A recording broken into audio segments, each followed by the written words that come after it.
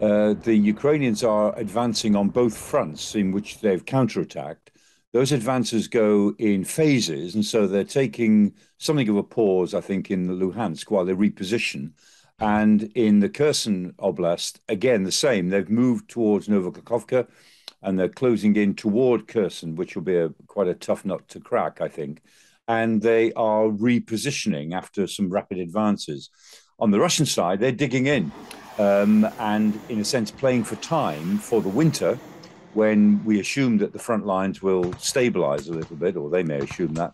And there will undoubtedly, in my view, be a big Russian second offensive sometime early next year or as the weather begins to change again towards the spring.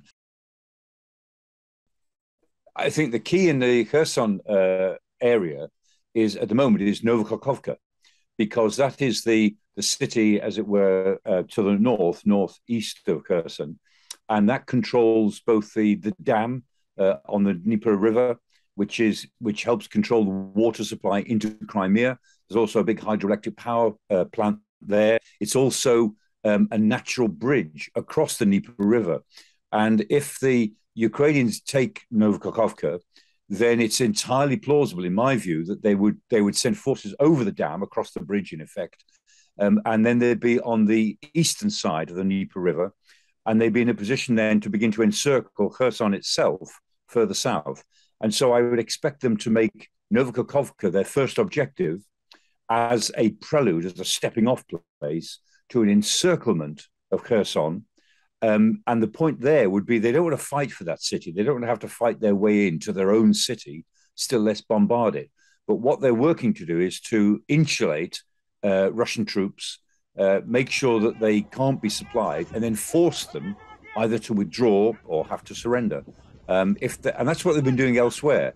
They're not been conducting pitched battles. There's no account of any big pitched battles, even though they've made big gains. And that's because they're conducting a very careful and clever series of offensives, by constantly surrounding Russian forces and either making them withdraw or making them surrender.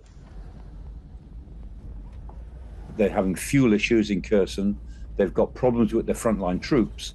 And so they're not in a position either to defend dynamically or still less to conduct a counteroffensive. So the Russians are digging in. The Ukrainians know that they've got them dug in, as it were, and are just reworking their forces for another push, I guess, on both fronts. If there were to be another front opened in this war, if the Kremlin decided to open up another invasion from, say, in the northwest of Ukraine, from Belarusian territory, which is plausible in geographic terms, it wouldn't be soon, because they're in no position to do it for a little while. It's possible, it might happen. If it did, I suspect it would be the other side of Christmas, because it will take them some time to put forces together. And the Ukrainians won't be too worried about this at the moment, because the Ukrainians could easily deal with it. However, it would be a distraction. It would mean that they'd have to take some of their good forces away from the offensives in the Donbass and their offensives in the Kherson Oblast to deal with it. And so in that respect, it would be unwelcome. But the Ukrainian general staff are very canny. They are very smart. They know what they're doing. And they're watching really carefully what is happening in Belarus. And it's fair to say, at the moment, they're not too bothered. If you enjoyed this video, don't forget to like and subscribe to our channel.